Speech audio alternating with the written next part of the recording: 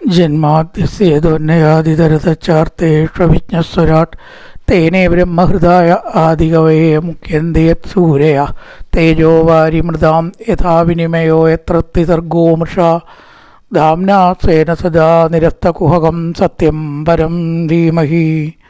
നമസ്കാരം. സനാതനധർമ്മ സംഹിതകൾ പങ്കുവയ്ക്കാനായുള്ള ചാനലായ നാദശ്രീയിലേക്ക് എല്ലാവർക്കും സ്വാഗതം. പേര് ചാനൽ സബ്സ്ക്രൈബ് ചെയ്യാനും ലൈക്ക് ചെയ്യാനും ഓർമ്മപ്പെടുത്തിക്കൊള്ളുന്നു. ശ്രീമദ് ഭാഗവത അർത്ഥവിചാരത്തിൽ 2 ശ്ലോകമാണ് നമ്മൾ പറഞ്ഞത്. ബ്രഹ്മം എന്ന് പറഞ്ഞാൽ എന്താണെന്നുള്ള ഒരു ശ്ലോകത്തിൽ ഒതുക്കാവുന്ന കാര്യങ്ങൾ ആദ്യം പറഞ്ഞു. അതിനെ നമ്മൾ ഉൾക്കൊള്ളുക. ജന്മത്തിൻ്റെ ആവശ്യവും ലക്ഷ്യവും അതാണ്. അല്ലാത്ത ജന്മമൊക്കെ വ്യർത്ഥാണ്. സത്യം പരം ധീമഹി. അതിനെ ഉൾക്കൊള്ളാൻ നമുക്ക് ശ്രമിക്കാം. എങ്ങനത്തെ ബ്രഹ്മം എന്നുള്ളതും അതിന് മുമ്പേ പറഞ്ഞു. രണ്ടാമതോ അതിനുള്ള മാർഗം, ലക്ഷ്യം പറഞ്ഞു. പിന്നെ മാർഗം, അധികാരി, അതുപോലെ തന്നെ പ്രയോജനം. ഇതൊക്കെ രണ്ടാമത്തെ ശ്ലോകത്തിലാണ് പറഞ്ഞത്. ബ്രഹ്മം, ലക്ഷ്യം, വിഷയം ആദ്യം പറഞ്ഞു. വിഷയം ബ്രഹ്മമാണ്. ബ്രഹ്മത്തെക്കുറിച്ചാണ് ഇതിൽ പറയുന്നത്. പിന്നെയാണ് അധികാരി, സംബന്ധം, പ്രയോജനം. ഭക്തിയോഗം എല്ലാവർക്കും അധികാരമുണ്ട്. വിരക്തി വരാത്തവർക്കും പറ്റും. ആണ് അധികാരി. ലക്ഷ്യം എന്താണ്? ഈശ്വരപ്രാപ്തി. പ്രയോജനം താപത്രയോന്മൂലനം എന്നും ശിവദം എന്നും. എല്ലാ ദുഃഖങ്ങളും ഇല്ലാണ്ടാക്കുന്നതും പരിഹരിക്കല്ല, ദുഃഖം ഇല്ലാണ്ടേക്കാണ്. വ്യത്യാസമുണ്ട്. പരിഹരിക്കാതെ കിടന്നാലും മനസ്സുകൊണ്ട് സമാധാനിക്കലാണ് ഭാഗവതത്തിൻ്റെ ലക്ഷ്യം. പരിഹരിക്കൽ മാത്രമല്ല. ചിലപ്പോൾ പരിഹരിച്ചൊന്നും വരാം, എല്ലാ കേസിലും പരിഹരിച്ചുകൊള്ളണം എന്നില്ല. അപ്പം അതിലും നമുക്ക് സമാധാനിക്കാൻ ഉള്ള മനസ്സ് ആണ് ശരിക്കും പറയാച്ചാൽ വേണ്ടത്. അതൊരു വലിയ തത്വമാണ്. നമ്മൾ മനസ്സിലാക്കിയ ജീവിതത്തിൽ പിന്നെ ദുഃഖം ഉണ്ടാവില്ല. അപ്പോൾ വലിയ കാര്യമല്ലേ. അപ്പോൾ മഹാമുനിയായിട്ടുള്ള വേദവ്യാസൻ ജനിച്ചതായിട്ടുള്ള ഈ ഭാഗവതത്തെ ഉൾക്കൊണ്ടാൽ താപത്രയോന്മൂലനം, പ്രകൃതിപരമായിട്ടുള്ള ദുഃഖങ്ങൾ, ശരീരത്തിൻ്റെ രോഗാദി ദുഃഖങ്ങൾ, മാനസിക വിഷമങ്ങൾ, 3 ദുഃഖവും ഇല്ലാതാവും. അപ്പം അതാണ് പ്രയോജനം. അപ്പം പ്രയോജനമായി, അധികാരിയായി, നമ്മളുമായിട്ടുള്ള ബന്ധമായി. ആദ്യത്തിൽ വിഷയവും 4 കഴിഞ്ഞു. ഇനി 3-ാമത്തെ ശ്ലോകം. നിഗമകൽപ്പതരോർക്കളിതം ഫലം ചുഗമുഖാദമൃതദ്രവസംയുതം പിബത ഭാഗവതൻ്റെ സമാലയം മുഹുരഹോ രസിയാ ഭുവി ഭാവുക. നേരത്തെ പറഞ്ഞ ശ്ലോകത്തിൻ്റെ അത്ര ഇന്ന ദൈർഘ്യം ഇനി ഇവിടുന്ന് അങ്ങോട്ട് വരില്ല. ചെറിയ ശ്ലോകങ്ങളാണ്. അർത്ഥവ്യാപ്തി പറയാന്ന് വെച്ചാൽ കുറേ പറയാം. പക്ഷേ അതല്ല, 1ഉം 2ഉം ഗംഭീരന്മാരാണ്. അതുകൊണ്ട് 1 മണിക്കൂർ 1/2 മണിക്കൂർ പോയി. ഇത് അത്രയൊന്നും ഇല്ല. അതിലൊരു കാര്യം പറയാനുള്ളൂ, കുറേ കാര്യങ്ങൾ പറയാനില്ല. എന്താണ് ഈ ഭാഗവതം ഇത്ര ശ്രേഷ്ഠമാണ് എന്ന് പറയാൻ കാരണം? അതായത് വേദങ്ങളിൽ പറഞ്ഞ കാര്യങ്ങൾ തന്നെയാണ് ഇതിൽ പറയുന്നത് എന്ന് പറയണു. വേദങ്ങളിൽ പറഞ്ഞ കാര്യങ്ങളാണ് പറയുന്നത് എന്ന് പറഞ്ഞാൽ വേദത്തിൻ്റെ തുല്യം അല്ലേ? അങ്ങനെ ആണെങ്കിലും ആവുള്ളൂ. വേദത്തിൻ്റെ അപ്പുറത്തേക്ക് എങ്ങനെ കിടക്കും? വേദത്തിൻ്റെ അപ്പുറത്തൊന്നുമില്ല എന്നാണ്. ഇതിലോ ഓരോ ശ്ലോകത്തിലും വേദാർത്ഥ തത്വങ്ങൾ ഉൾക്കൊള്ളിച്ചിട്ടുണ്ട്. മഹാത്മ്യത്തിൽ പറഞ്ഞ ശ്ലോകേ ശ്ലോകേ പദേ പദേ. അവിടെ നാരദൻ സനകാദികളോട് ചോദിച്ചിട്ടുണ്ട്, ഇതെങ്ങനെയാണ് വേദത്തിനേക്കാളും മീതയാവുക? പലർക്കും വരണ സംശയമാണ് കേട്ടോ അത്. വേദങ്ങളെക്കാളും ശ്രേഷ്ഠമായിട്ടൊരു കാര്യം ഉണ്ടോ? പലർക്കും ഉണ്ടാവുന്ന ചോദ്യമാണത്. വേദജ്ഞന്മാർക്കൊക്കെ ഉണ്ടാവുക സംശയം. അല്ല, അവർ ഈ വേദം തന്നെ കേമം എന്ന് പറഞ്ഞ് നടക്കണവരാവും. ബുദ്ധിമുട്ടി പഠിച്ചിട്ട് അതല്ല, അതിനേക്കാളും കേമുണ്ട് എന്ന് പറയുമ്പോൾ അവർക്കും സംശയം ഉണ്ടാവും. അതാണ് ഈ ശ്ലോകത്തിൽ പറയണത്. അതിൽ ഒരു ഉത്തരം നേരത്തെ ശ്ലോകത്തിൽ തന്നെ പറഞ്ഞിട്ടുണ്ട്. സദ്യോകൃത്യവരുത്തത് എത്ര കൃതിബീൻ. വേദങ്ങൾ പഠിച്ച് ചൊല്ലിയതുകൊണ്ടൊന്നും ഹൃദയത്തിൽ ഭഗവാൻ ആവിർഭവിച്ചോളണമെന്നില്ല. മനസ്സിലാക്കണം. ഭഗവാൻ മനസ്സിൽ ആവിർഭവിക്കണമെങ്കിൽ അവിടെയാ വിഷയം. മനസ്സ് ശുദ്ധാവുക എന്ന് പറഞ്ഞാൽ അഹങ്കാരം ഇല്ലാത്ത മനസ്സിലേ പറ്റൂ. വേദം പഠിച്ചവർക്ക് കുറച്ച് കുറച്ച് അഹങ്കാരം എന്തായാലും ഉണ്ടാവും എന്നാണ് പറയണത് കേട്ടോ. നമ്മൾ വേദം പഠിക്കാത്തതുകൊണ്ട് നമുക്ക് ആധികാരികമല്ല. ഞാൻ കുറച്ച് അറിവുള്ള ആളാണ്, വേദജ്ഞനാണ് എന്നൊരു അഹങ്കാരം തെല്ലെങ്കിലും ഉണ്ടാവും എന്നാണ് പറയണത്. അപ്പം എന്തുണ്ടാവില്ല? സദ്യോഹൃത്യവിരുദ്ധതയത്ര ഹൃദയത്തിൽ ഭഗവാൻ അവിടെ ഉണ്ടാവില്ല. എപ്പെട്ട അഹങ്കാരം ഉണ്ടോ അവിടെ ഉണ്ടാവില്ല എന്നാണ്. അങ്ങനെ പല കാര്യങ്ങളും ഭക്തി ഉള്ളിടത്താണ് ഭഗവാൻ ഉണ്ടാവുള്ളൂ. ഭക്തി വേണം, അത് വലിയൊരു കാര്യമാണ്. ഇനി വേറെ കാരണം ഇവിടെ പറയണു, നിഗമകൽപ്പതരോർഗളിതം ഫലം.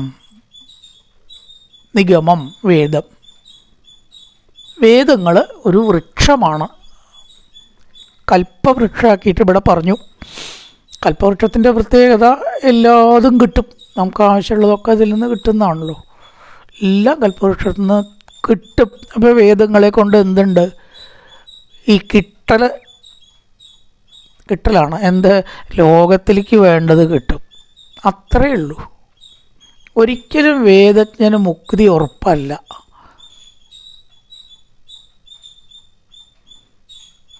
അപ്പോൾ ഈ ലോകത്തിലേക്ക് വേണ്ടത് എന്താണ്? അങ്ങനെ കിട്ടുന്നതായ വസ്തുക്കൾ നശിക്കണതാണ്. ഒക്കെ ഇവിടെ ഇട്ട് പോകണം, വേണ്ടേ? എന്തൊക്കെ ഉണ്ടെങ്കിലും പേരോ മഹിമയോ ബഹുമതിയോ എല്ലാം ഞാൻ മരിക്കുമ്പോൾ അവിടെ കൊണ്ടച്ചോളിട്ടോ എന്ന് പറഞ്ഞിട്ട് വല്ല കാര്യമുണ്ടോ? നമുക്ക് എന്തൊക്കെയോ കിട്ടി, ഒന്നും അങ്ങോട്ട് കൊണ്ടുപോകാൻ പറ്റില്ല. അപ്പം അങ്ങോട്ട് കൊണ്ടുപോകാൻ പറ്റുന്നതാണ് ശാശ്വതം. അത് ഭാഗവതത്തിന് വേദങ്ങൾക്ക് തരാൻ കഴിയില്ല. ഈ പ്രപഞ്ചത്തിലേക്ക് വേണ്ട വസ്തുക്കളെ ാണ് അധികവും വേദത്തിൽ പ്രതിപാദ്യ വിഷയം. അത് ഗീതയിൽ പ്രത്യേകിച്ച് ഭഗവാൻ പറഞ്ഞ നിസ്ത്രൈഗുണ്യോ ഭവാർജുന. വേദങ്ങളൊക്കെ ത്രിഗുണാത്മകമാണ്. സത്യം, സത്വം, രജസ്, തമസ് ഇതിൽ കടന്ന് കളിക്കുന്നതാണ് വേദങ്ങൾ. ത്രൈഗുണ്യ വിഷയോ വേദ നിത്രൈഗുണ്യോ ഭവാർജുന. നീ വേദജ്ഞനാവാനല്ല ശ്രമിക്കേണ്ടത്, അതിനേക്കാളും ഒരു സ്റ്റെപ്പും കൂടി വരാനുണ്ട്. നിസ്ത്രൈഗുണ്യനാവുക, ത്രിഗുണങ്ങൾക്ക് അതീതാവുക. അപ്പം ആ വേദങ്ങൾ ഒരു വൃക്ഷങ്ങളാണെങ്കിൽ ഈ ലോകത്തിലേക്ക് വേണ്ടതെല്ലാം നൽകും എങ്കിൽ അതിൽ നിന്ന് താഴെ വീണ ഒരു പഴമാണ് ഭാഗവതം. പഴവും വൃക്ഷവും വ്യത്യാസമുണ്ട് ഇല്ലേ? വൃക്ഷങ്ങളുടെ മുകളിൽ നിൽക്കുന്ന പഴം നമുക്ക് അനുഭവിക്കണമെങ്കിൽ ബുദ്ധിമുട്ടുണ്ട്. തോട്ടിക്കോല് വേണം, കയറാൻ പറ്റണച്ചാൽ കയറണം, കയറാൻ തക്കവണ്ണം ഉയരത്തിലാണെങ്കിൽ കയറണം. നാളികേരം സാധാരണക്കാർക്ക് ഇടാൻ പറ്റുമോ? ഒരാളുടെ സഹായം വേണം, വേണ്ടേ? ഇനി നമുക്ക് വയ്ക്കുന്ന അസലായിട്ട് കയറാൻ വയ്ക്കണം, നല്ല ബുദ്ധിമുട്ടാണ്. താഴത്തേക്കാണ് വീണാലോ ഇവിടെ നിന്നൊരു ശബ്ദം കേട്ടു, അയ്യോ ഇന്നത്തെ കൂട്ടാൻ സുഖമായി കേട്ടോ, മുറ്റത്തേക്ക് പോയി എടുത്താൽ മതി, ആരെയും ആശ്രയിക്കണ്ട. അതാണ് ഭാഗവതം. എല്ലാവർക്കും പോയിട്ട് എടുക്കാം. കുട്ടികളൊക്കെ ആവാം, അറിവില്ലാത്തവർക്കാവാം, സാധാരണക്കാർക്കാവാം, കൃഷിക്കാർക്കാവാം, കർമ്മരംഗത്ത് പ്രവർത്തിക്കണ ബിസിനസ്സോ ജോലിയോ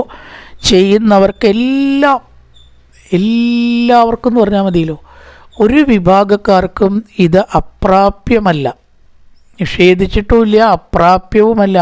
സ്ത്രീ ശൂദ്ര ദ്വിജബന്ധൂനാം എന്ന് പറഞ്ഞിരിക്കുന്നു. സ്ത്രീകൾക്ക്, ശൂദ്രന്മാർക്ക്, ബ്രാഹ്മണരോട് അടുത്ത് നിൽക്കണ അമ്പലവാസികളെ പോലുള്ളവർ, പണ്ടൊക്കെ പറയുക അടുത്ത് നിൽക്കണവരാണോ അവനല്ല, ഇവർക്കെല്ലാം പ്രാപ്യമാണ്, സ്ത്രീകൾക്ക് പ്രാപ്യമാണ്.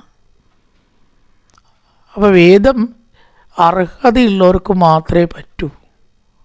അർഹത വേണം, ജാതിയല്ല. ജാതി പറഞ്ഞിട്ടില്ല, അത് പണ്ടും പറഞ്ഞിട്ടൊന്നുമില്ല. ബ്രാഹ്മണർക്കേ വേദം പാടൂ എന്ന് എവിടെയും പറഞ്ഞിട്ടില്ല.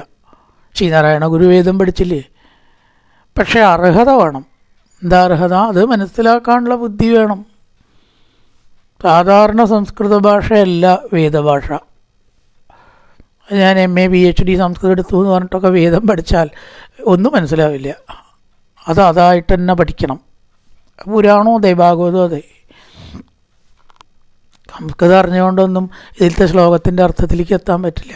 അപ്പോൾ വേദം അർഹതയുള്ളവർക്കും ചിലവർക്ക് മാത്രം, ചില പ്രത്യേക വിഭാഗക്കാർക്ക് മാത്രമേ ഉൾക്കൊള്ളാനും പഠിക്കാനും അതിൻ്റെ ബലം പ്രാപ്തിയും ഉണ്ടാവുന്നുള്ളൂ. നിഗമകൽപ്പതരോർ ഗളിതം ബലം, അതിൽ നിന്ന് വീണ പഴമാണ്. താഴ്ത്ത് വീഴുമ്പോൾ എന്താ ഗുണം? എല്ലാവർക്കും എടുക്കാം. അർഹതയ്ക്ക് ഇന്ന പ്രത്യേക മാനദണ്ഡങ്ങളൊന്നും ഇല്ല. ഗളിതം എന്ന് പറഞ്ഞാൽ വീഴുന്ന, താഴത്തേക്ക് വീണ എന്നർത്ഥമാണ്. താഴ്ത്ത് വീണതായ പഴം. അപ്പം എങ്ങനെയാണ് വേദത്തിൻ്റെ ഫലം എന്തുകൊണ്ട് കിട്ടുക?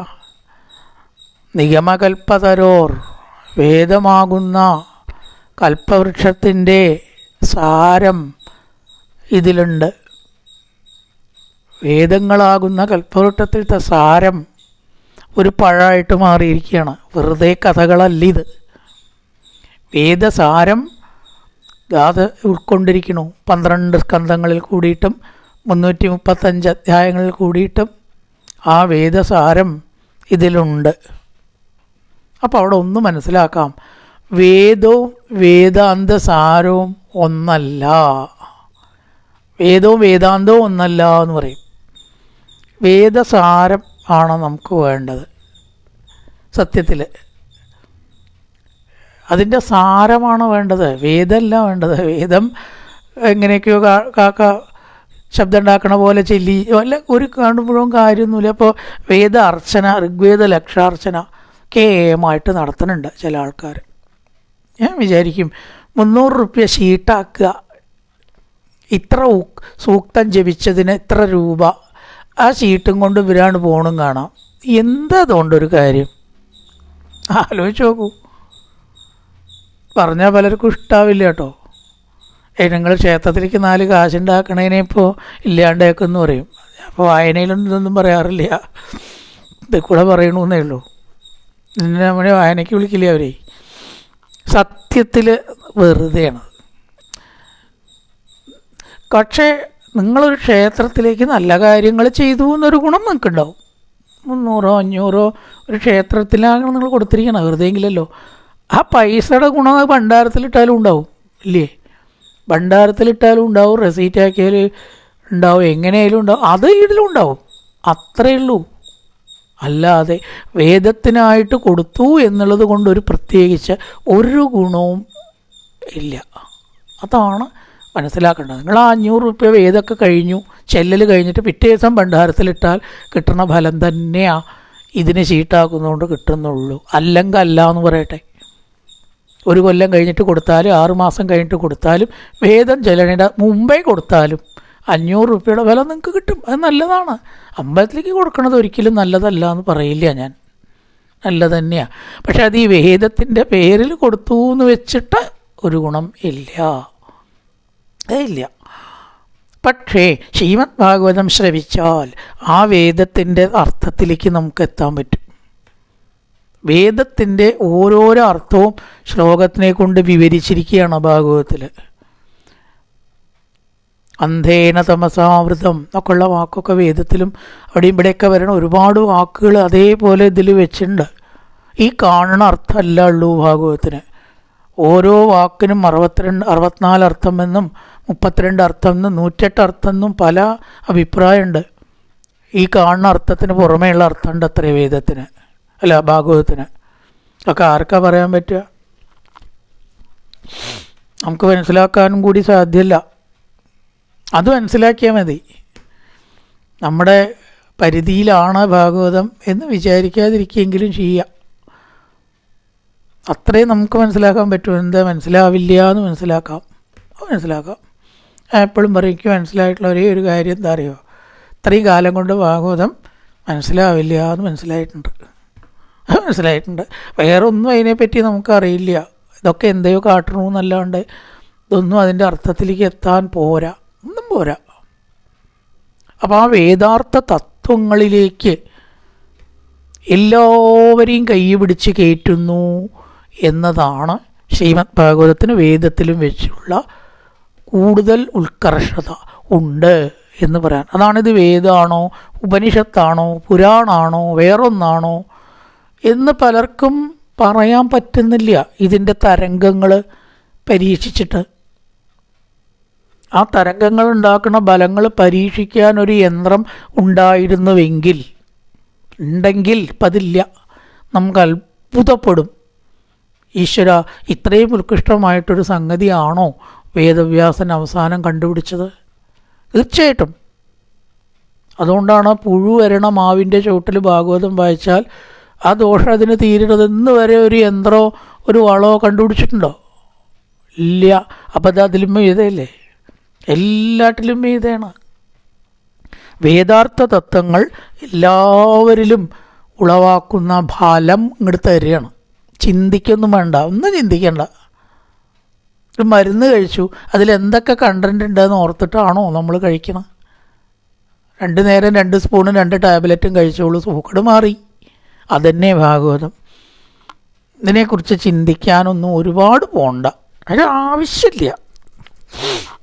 അത് വായിക്കുക കേൾക്കുക ചെയ്താൽ വേദാർത്ഥ തത്വങ്ങളിലേക്ക് അവൻ എത്തിക്കോളും. അപ്പം അത് വേദങ്ങളിൽ വെച്ചിട്ട് ഉത്കൃഷ്ടമാണ്. ശുഖമുഖാതമൃതദ്രവ സംയുതം, അമൃതതുല്യമായി ശുഖൻ്റെ മുഖത്തിൽ നിന്ന് പരീക്ഷത്തിനായിക്കൊണ്ട് ഇവിടെ വന്നതാണ്. ശുഖനാണ് ആദ്യമായിട്ട് ഭൂമിയിൽ ഭാഗവതം പറഞ്ഞത് എന്നാണ്. അതുകൊണ്ട് നിങ്ങൾ എന്ത് ചെയ്യുക? പിബത ഭാഗവതൻ്റെ സമാലയം, രസം. വീണ്ടും പറഞ്ഞു, വേദത്തിൻ്റെ പരിപൂർണ രസം അങ്ങോട്ട് പിഴിഞ്ഞെടുത്തിരിക്കുക. മറ്റൊക്കെ വിട്ടേക്കും. ചണ്ടിയൊക്കെ കളയാനുള്ളതാണല്ലോ, ജ്യൂസ് എടുത്താൽ ചണ്ടിയൊക്കെ കളയാനുള്ളതാണ്. രസം മാത്രം നമ്മൾ കുടിക്കണം. രസമാലയം. ആ ആലയത്തിന് 2 അർത്ഥമുണ്ട്. ഒന്ന്, രസത്തിൻ്റെ കൂട്, ആലയം, രസത്തിൻ്റെ കേന്ദ്രം. ആലയം എന്ന് പറഞ്ഞാൽ വീട്, കേന്ദ്രം ആവാസസ്ഥാനം എന്നൊക്കെയാണ് അർത്ഥം. ആ രസത്തിൻ്റെ ആലയത്തെ നിങ്ങൾ ആവോളം പിബത, കുടിക്കുവിൻ എന്നൊരർത്ഥം. പിന്നെ ആലയം എന്ന് പറഞ്ഞാലോ ലയം വരെ. ഒരു പ്രാവശ്യം ഭാഗവതം വായിച്ചതുകൊണ്ട് നമുക്ക് ഭാഗവതം ഇല്ലാതെ ജീവിക്കാൻ വയ്യ എന്ന് ആയിക്കൊള്ളണമെന്നില്ല. 2ാമത് വായിച്ചാൽ കുറച്ചും കൂടി വേണം തോന്നും. പല പ്രാവശ്യം വായിക്കുമ്പോഴാണ് ഭാഗവതം ഇല്ലാതെ നമുക്ക് കഴിയാൻ വയ്യ എന്ന് തോന്നുക. അതുറപ്പാണ്. എല്ലാവർക്കും തോന്നണില്ലല്ലോ. ഹോദ്യപ്പല്യം എന്താണെന്നല്ലേ പലർക്കും തോന്നണം. നമുക്ക് പറ്റും ഒരു ദിവസം കുറച്ചെങ്കിലും ഭാഗവതം ഒരു 4 ശ്ലോകമെങ്കിലും ചെല്ലാണ്ട് ഒരു ദിവസം കഴിയരുത് എന്ന് തോന്നുന്ന വരെ ചെല്ലാനാണ് പറയണം. ഒരു ഘട്ടത്തിൽ തീർച്ചയായിട്ടും ആ സ്റ്റേജ് നമ്മളെത്തും. ഭാഗവതത്തെ കൂടുതൽ കൂടുതൽ കൂടുതൽ ഉപാസിച്ചാൽ അത് നമ്മളെ ആകർഷിക്കും എന്നാണ്. നാരായണീയത്തിനും ഭാഗവതത്തിനും ഒക്കെ ഉള്ളൊരു പ്രത്യേകതയാണ്. ഇപ്പം എവിടെ സപ്താഹം ഉണ്ടെങ്കിലും പോണ ചില ആൾക്കാരില്ലേ, എത്ര ദൂരത്തുണ്ടായാലും പോകണം, അവരുടെ അടുത്തുണ്ടായാൽ പോയാൽ പോരെ. ഇത് ഭാഗവതം നമ്മളെ പിടിച്ചു വെച്ചിരിക്കുകയാണ്. ആകർഷണം. അവർക്കതിൽ കുറേശ്ശെ ലയം വന്നിരിക്കണു എന്നർത്ഥം. അപ്പം ആ ലയം വരെ ഒരിക്കലും കേട്ടു കാര്യമായിട്ടൊന്നും ഉണ്ടായില്ല വെച്ചാൽ വീണ്ടും കേൾക്കണം. അപ്പോൾ ഒരു ഘട്ടത്തിൽ നിങ്ങൾക്ക് ലയിക്കാൻ കഴിയും. വേറെ ഒന്നിൽ ലയിക്കാൻ കഴിയാത്തവർക്കും ഭാഗവതത്തിൽ ലയിക്കാൻ കഴിയും. ഇതിനെ നിങ്ങൾ പിബത എന്ന് പറഞ്ഞു. ഇതേ ഭാഗവതം കടിച്ച് പൊട്ടിക്കുക, കഴിക്കുക, ഭക്ഷിക്കുക എന്നൊന്നും പറയാത്തത്. അങ്ങനെയാവാലോ. ഉള്ളിലേക്ക് ആക്കുക എന്ന് പറഞ്ഞാൽ അതുകൊണ്ടൊക്കെ ആക്കാം. കടിച്ച് പൊട്ടിക്കുക, അരയ്ക്കുക, കടിക്കുക, ഭക്ഷിക്കുക, അതൊന്നും പറഞ്ഞില്ല. പിബത എന്നാണ് പറഞ്ഞത്. അതെന്താ കാരണം? കുടിക്കുക. ഏതൊരാൾക്കും പല്ലില്ലാത്തവർക്കും ജ്യൂസ് കുടിക്കാം ഇല്ലേ? പല്ലൊന്നുമില്ല, ഒന്നും തിന്നാൻ വയ്യ, മുറുക്കോ വറുത്തുപ്പേരി ഒന്നും തിന്നാൻ പറ്റാത്തവർക്കും ജ്യൂസ് കുടിക്കാം. എന്ന പോലെ ഇത് ഏതൊരാൾക്കും ശ്രമകരമല്ലാത്ത വിധത്തിൽ അനായാസേന അകത്തേക്കാക്കുക. അതാണ് പിബത. ഒരാൾക്കും ഇത് പറ്റാത്തതില്ല. നമ്മളെ ഗുരുനാഥനൊക്കെ വയ്യാണ്ട കിടക്കുമ്പോഴും കൂടി അദ്ദേഹം ശിഷ്യന്മാർ വന്നാൽ ആ രാസക്രീഡയിലത്തെ 2ാമത്തെ അധ്യായം എന്ന് വായിക്കൂ, അല്ലെങ്കിൽ 3ാമത്തെ അധ്യായം എന്ന് വായിക്കൂ. അദ്ദേഹത്തിന് അതേ വേണ്ടു. അത്ര വയ്യാണ്ട കിടക്കണം, സഹിക്കാൻ പറ്റാത്ത വേദനയായിട്ടേ. അപ്പോഴും അദ്ദേഹം എന്താ പറയുക, വായിക്കാൻ വരണവർ വന്നാൽ അധ്യായം ഒന്ന് വായിച്ചു തരുമോ, ഭീഷ്മസ്തുതി ഒന്ന് വായിച്ചു തരുമോ എന്നേ ചോദിക്കുള്ളൂ. നാട്ടുവർത്തമാനമൊന്നും അവിടെ പറ്റില്ല. സൂക്കട അന്വേഷിക്കുന്നതും അദ്ദേഹത്തിന് ഇഷ്ടമല്ല. സ്വാമി ഇപ്പം എങ്ങനെയുണ്ടായെന്നും ശരീരമാണ് അതിനെപ്പറ്റി കേക്ക് വേണ്ട. അപ്പം അതിൻ്റെ വഴിക്ക് നടന്നോളും. നിങ്ങൾ ആ ഭീഷ്മസ്ഥിതി ഒന്ന് വായിക്കൂ, ഹിന്ദിസ്ഥിതി ഒന്ന് വായിക്കൂ, അല്ലെങ്കിൽ എൻ്റെ ഭാഗം ഒന്ന് വായിക്കൂ, വേറൊന്നും ഇവിടെ മിണ്ടണ്ട. അപ്പോൾ അത് കേൾക്കുമ്പോൾ ഉള്ള ഒരു ആനന്ദം വയ്യാതെ കിടക്കണവർക്കും ഉണ്ട്. കുടിക്കേ പറ്റുള്ളൂ, അദ്ദേഹത്തിന് വേറെ ഇതൊന്നും ചെയ്യാൻ പറ്റുമോ വയ്യാണ്ട് കിടക്കുമ്പോൾ? ട്യൂബിലാക്കി കുടിക്കണ പോലെയും കൂടി എന്ന് വേണമെങ്കിൽ പറയാം. അവർക്കും ഇത് പറ്റാത്തതല്ല. പിബത ഭാഗവതം രസമാലയം, വേദങ്ങളുടെ രസത്തിൻ്റെ ഒരു കൂട് എന്ന് പറയാം. ആവാസസ്ഥാനം, സങ്കേതസ്ഥാനം, ലയം വരുന്നവരെ കുടിക്കൂ. ഇപ്പം തോന്നിയില്ല എനിക്ക് കേട്ടിട്ട്, പിന്നെയും കേൾക്കൂ. അപ്പോൾ ഒരു ഘട്ടത്തിൽ തോന്നും അതിൻ്റെ മാധുര്യം എവിടെയെങ്കിലും ഒന്ന് നമുക്ക് അനുഭവപ്പെടാതിരിക്കില്ല എന്നാണ്. അപ്പം മുഴുവൻ അറിയണമെന്ന് തോന്നും, മുഴുവൻ കേൾക്കണം എന്ന് തോന്നും, വീണ്ടും വീണ്ടും കേൾക്കണം എന്ന് തോന്നും. മുഹുരകോ രസികാവുവി ഭാവുക, അല്ലയോ ശ്രേയസ് ആഗ്രഹിക്കുന്നവരെ രസിക, രസികന്മാരെ എന്ന് വിളിച്ചിരിക്കുന്നു. രസികൻ എന്നുള്ള വാക്കിൻ്റെ അർത്ഥം ഇവിടെ എന്താ? ശ്രേയസ് ആഗ്രഹിക്കുന്നവരാണ് നിങ്ങളെങ്കിൽ. അല്ലാത്തവരൊക്കെ അരസികന്മാർ, എന്ത് പറഞ്ഞാലും ഉൾക്കൊള്ളില്ല. അവരുടെ തലയിൽ എന്തുണ്ടോ അത് മാത്രം ശരി എന്ന് വിചാരിക്കുന്നവർ അരസികന്മാരാണ്. അവരോട് പറയാൻ പോയിട്ട് ഒരു കാര്യവുമില്ല. രസികന്മാരങ്ങനെയല്ല, അയാൾ പറയുന്നതിലും കാര്യമുണ്ടോ എന്ന് ചിന്തിക്കും. അത്തരക്കാരാണ് നിങ്ങളെങ്കിൽ നിങ്ങൾ എന്ത് ചെയ്യുക? മുഹുരകോ രസികാഭുവി പാവുക, ഈ ഭാഗവതത്തിൽ നിങ്ങൾ രസിക്കൂ. ഇത് വേദങ്ങളാകുന്ന കൽപ്പവൃക്ഷത്തിൽ നിന്ന് അതിൻ്റെ രസം ഉരുക്കൂട്ടി വന്ന പഴമാണ്, എല്ലാവർക്കും പ്രാപ്യമാണ്. അത്രയേ ഉള്ളൂ. നിഗമകൽപ്പതരോർക്കിളിതം ഫലം ശുഖമുഖാതമൃതദ്രവ സംയുതം. ശുഗനിൽ നിന്ന് അമൃതദ്രവ തുല്യമായി വീണതാണ് ഭൂമിയിൽ. പിബത ഭാഗവതം രസമാലയം മുഹുരകോരസികാഭുവി പാവുക. അനായാസേന കുടിച്ചോളൂ, ഒരു ബുദ്ധിമുട്ടുമില്ല. അപ്പോൾ വേദങ്ങളിൽ വെച്ച് കുറച്ച് ഉത്കൃഷ്ടമാണ് ഭാഗവതം. വേദത്തിൻ്റെ അത്ര പോരാ, അത്രയല്ല ഉള്ളൂ. ഇനി അടുത്ത ശ്ലോകത്തിൽ കഥ പറയുകയാണ്. വിഷയം പറഞ്ഞു, അധികാരിയെ പറഞ്ഞു, ലക്ഷ്യം പ്രയോജനം പറഞ്ഞു. ഈ കഥയൊക്കെയാണ്. നൈമിഷേ നിമിഷക്ഷേത്രേ ഋഷയശൗനഗാതയ സത്രം സ്വർഗായ ലോകായ സഹസ്രതമമാസത.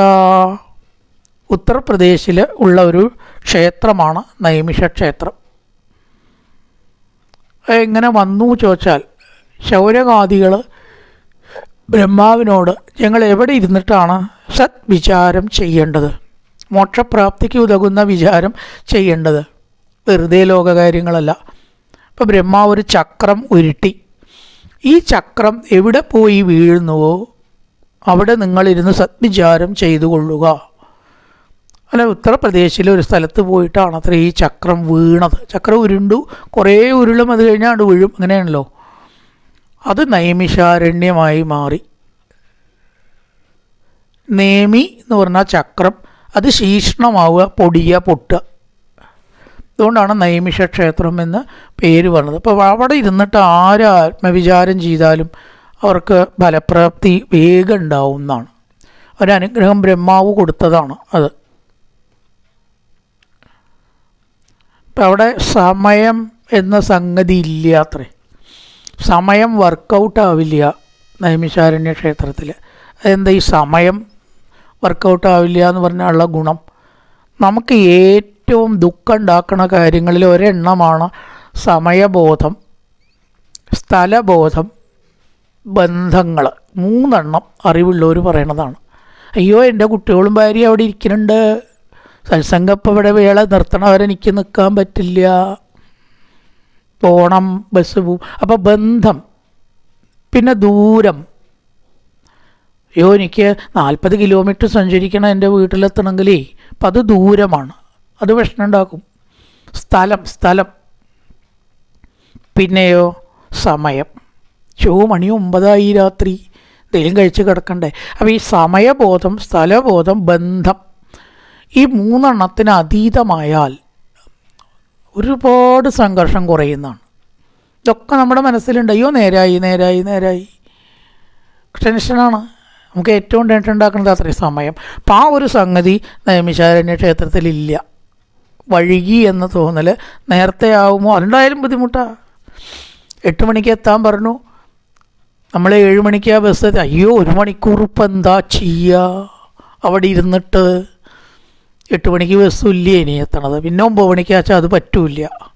അധികമായാലും ബുദ്ധിമുട്ടാണ് അല്ലേ, കുറഞ്ഞാലും ബുദ്ധിമുട്ട്. ഈ സമയത്തിന് അങ്ങനെ പ്രത്യേകതയുണ്ട്.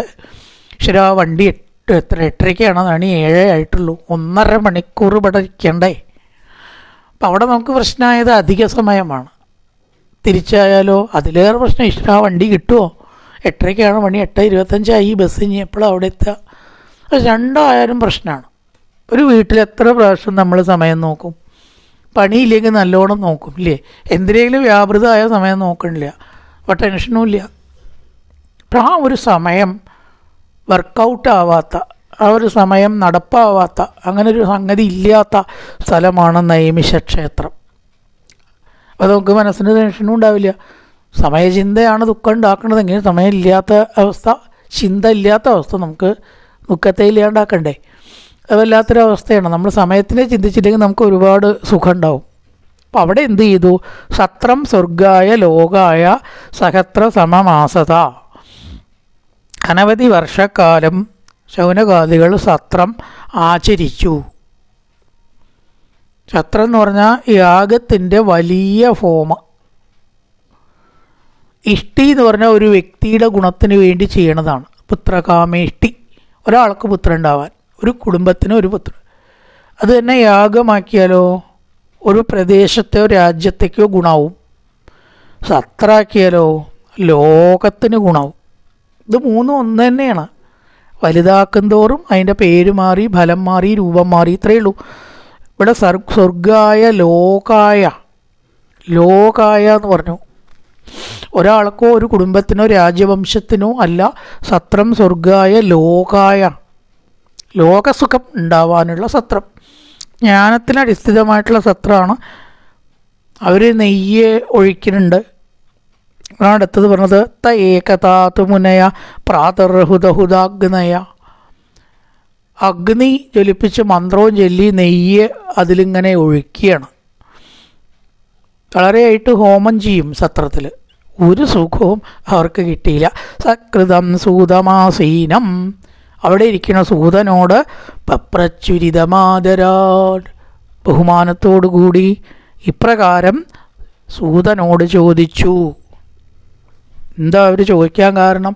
സമാധാനം കിട്ടിയിട്ടില്ല. ഈ കർമ്മത്തിൻ്റെ പിന്നാലെ ഓടിയാൽ ആർക്കും സമാധാനം കിട്ടില്ല. ഭക്തി ജ്ഞാനം ഉണ്ടാവണം സമാധാനം കിട്ടണമെങ്കിൽ എന്നിവിടെ കാണിക്കണു. പ്രാതർഹുദഹുദാഗ്നയ, പ്രഭാതത്തിൽ അഗ്നിയിൽ ഹോമിച്ചുകൊണ്ട് അവർ ചോദിക്കുകയാണ്. ഋഷയ ഊജു, ഇനി അവരുടെ ചോദ്യമാണ്.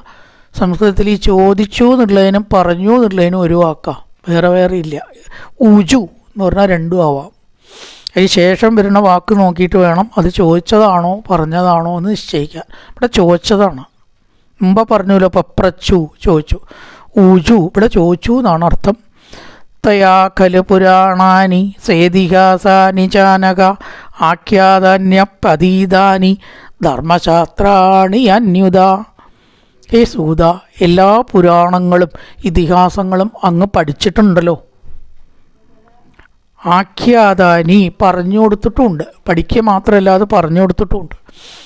ധർമ്മശാസ്ത്രാണി അന്യുത, പുരാണങ്ങൾ, ഇതിഹാസങ്ങൾ, ഇതിൽ വ്യാപിച്ചതായിട്ടുള്ള ധർമ്മശാസ്ത്രങ്ങളെ മറ്റുള്ളവർക്ക് പറഞ്ഞു കൊടുത്തിട്ടുണ്ട് എന്ന് ഞങ്ങൾക്കറിയാം. അതുകൊണ്ട് ഞങ്ങൾ സൂതനെ അഭിനന്ദിക്കുകയാണ് ശൗനകാദി. യാനി വേദവിദാം ശ്രേഷ്ഠോ ഭഗവാൻ ബാദരായണ അന്യേ ച മുനയസൂത പരാപരവിദോ വിദോ. ബാദരായണൻ വ്യാസൻ, ശ്രേഷ്ഠനായിട്ടുള്ള വ്യാസൻ എന്തെല്ലാം രചിച്ചിട്ടുണ്ടോ അതിനെക്കുറിച്ചൊക്കെ സൂത അങ്ങേക്ക് അറിയാം. നല്ല ശിഷ്യന്മാരോട്, നല്ല ഗുരുക്കന്മാർ ശിഷ്യന്മാരോട് എല്ലാം പറഞ്ഞു കൊടുക്കുന്നുണ്ട് എന്ന് കേൾക്കണു. കൊണ്ട് അങ്ങ് ഞങ്ങൾക്ക് ചില കാര്യങ്ങൾ പറഞ്ഞു തരണം എന്നും പറഞ്ഞ് ചോദ്യോത്തരങ്ങളാണ്. വേത്തം സൗമ്യ തത്സർവം തത്വതത്തനുഗ്രഹാൽ ബ്രൂയുസ്നിഗ്ധസ്യ ശിഷ്യസ്യ ഗുരവോ ഗുഹ്യമപ്യുത. ഗുഹ്യം രഹസ്യമായിട്ടുള്ളത്. അങ്ങനെ ആരും ആരോടും പറയാത്തത്. അങ്ങനെയാണ് പറഞ്ഞ് കേൾക്കില്ല. അത്തരം രഹസ്യങ്ങൾ പോലും സ്നിഗ്ധസ്യ ശിഷ്യസ്യ, നല്ല ശിഷ്യന്മാർക്ക് ഗുരുക്കന്മാർ പറഞ്ഞു കൊടുക്കും എന്ന് കേട്ടിട്ടുണ്ട്. അതുകൊണ്ട് ഞങ്ങളൊരു ചോദ്യം ചോദിക്കുകയാണ്. തത്ര തത്രാഞ്ജസായുഷ്മൻ ഭവതായി നിശ്ചിതം പുംസാ ഏകാന്തതശ്രേയ തന്നശംസിതുമർഹസി. ആത്യന്തികമായിട്ടുള്ള ശ്രേയസ് എന്തുകൊണ്ടാണ് മനുഷ്യന് കിട്ടുക, അതൊന്ന് പറഞ്ഞു തരുമോ എന്ന് ചോദിക്കുകയാണ്. ഏകാന്തത പുംസ, മനുഷ്യർക്ക് ഏകാന്തത, ശ്രേയ, ആത്യന്തികമായിട്ടുള്ള യഥാർത്ഥ ശ്രേയസ് എന്തുകൊണ്ട് കിട്ടും എന്നൊന്ന് പറഞ്ഞു തരണം. അപ്പം ഇത്രയും യാഗവും സത്രവും ചെയ്തിട്ട് ശ്രേയസ് മനസ്സിലായിട്ടില്ല അവർക്ക്, അല്ലെങ്കിൽ ചോദ്യം വരില്ലല്ലോ. അപ്പം ഈ കർമ്മത്തിൻ്റെ പിന്നാലെ ഓടിയത് കൊണ്ട് മാത്രം എന്തുണ്ടാവില്ല? യഥാർത്ഥ ക്ഷേമമോ സുഖമോ ഉണ്ടാവില്ല. അപ്പം ആ ആത്മസുഖം എന്തുകൊണ്ട് കിട്ടും എന്നൊന്ന് പറഞ്ഞു തരണേന്ന് പറയുകയാണ്. നിഗമകൽപ്പൊന്നും കൂടി ചെല്ലാം. നിഗമകൽപ്പതരോർക്കളിതം ഫലം ചുഖമുഖാതമൃതത്രിപസംയുതം പിബത ഭാഗവതൻ രസമാലയം നുകുരകോരസിയാവി പാവുക.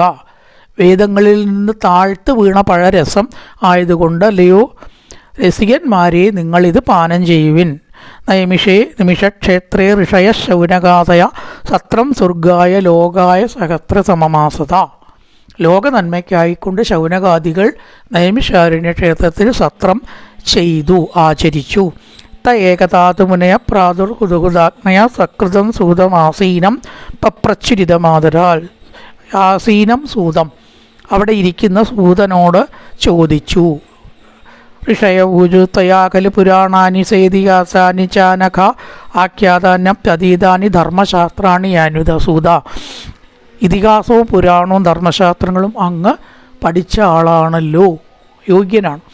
യാനി വേദവിദാം ശ്രേഷ്ഠോ ഭഗവാൻ ബാദരായണ അന്യേജ മുനയസൂത പരാവര വിദോ വിദു.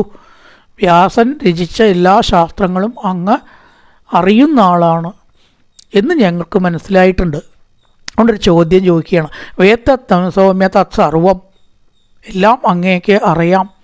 തത്വദത്തനുഗ്രഹാർ ബ്രൂയസ്നിഗ്ധസ്യ ശിഷ്യസ്യ ഗുരവോ ഗുഹ്യമപ്യുത. ശിഷ്യന്മാർക്ക് നല്ല ഗുരുനാഥന്മാർ എന്തും പറഞ്ഞു കൊടുക്കൂലോ, അവർക്കതിന് മടിയില്ല. അതുകൊണ്ട് ഒരു കാര്യം ചോദിക്കണു. തത്രാഞ്ജസായുഷ്മൻ ഭവതായി വിനിശ്ചിതം, മഹാന്മാരാൽ നിശ്ചയിക്കപ്പെട്ട പുംസാം ഏകാന്തത ശ്രേയ തന്നെ സംസിതമർഹസി. ഏകാന്തമായിട്ടുള്ള ശ്രേയസ് മനുഷ്യർക്ക് എന്തുകൊണ്ട് കിട്ടും എന്നൊന്ന് പറഞ്ഞു തരണം. ഇതുവരെ ചെയ്തതുകൊണ്ടൊന്നും കിട്ടില്ല എന്ന് ഞങ്ങൾക്ക് മനസ്സിലായി. അപ്പം ആ തത്വത്തെ ചോദിച്ചു. ഭാഗവതമാണ് മാർഗം എന്ന് സൂതൻ പറഞ്ഞു കൊടുക്കുകയാണ്. കായേന വാചാ മനസേന്ദ്രിയർവാബ്ധ്യാത്മനാ വാ പ്രകൃതി സ്വഭാവാൻ കരോതീയത്യത്തകലം പരസ്മൈ നാരായണായേതി സമർപ്പയാമി. ഓം പൂർണ്ണമദ പൂർണ്ണമിദം പൂർണ്ണാൽ പൂർണ്ണമുദച്യതേ പൂർണ്ണസ്യ പൂർണ്ണമാദായ പൂർണ്ണമേവാവശിഷ്യതേ. ഓം ശാന്തി ശാന്തി ശാന്തി. ഹരി ഓം ശ്രീ ഗുരുഭ്യോ നമഃ. ഹരി ഓം.